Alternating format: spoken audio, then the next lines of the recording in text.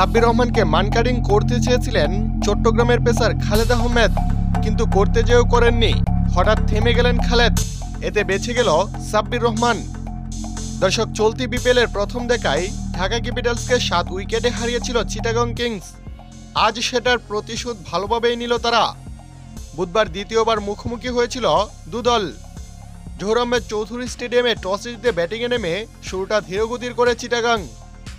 এতে শেষ পর্যন্ত ঢাকাকে মাত্র ১৪৯ রানের টার্গেট দেয় দলটি।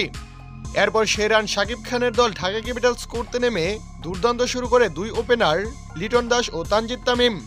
অসাধারণ জুটি করে চট্টগ্রামের বোলারদের পিঠিয়ে ১২ ওভারে কোনো উইকেট না হারিয়ে দলটি সংগ্রহ করে ১০০ রান, যেখানে দুর্দান্ত এক 50 হাঁকান ওপেনার তানজিদ তামিম।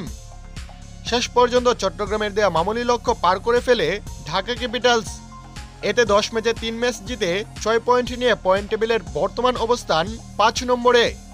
তাতে শুরু থেকে হারতে থাকা শাকিব খানের দলটি প্লে অফে যাবার আশা বাঁচিয়ে রাখল।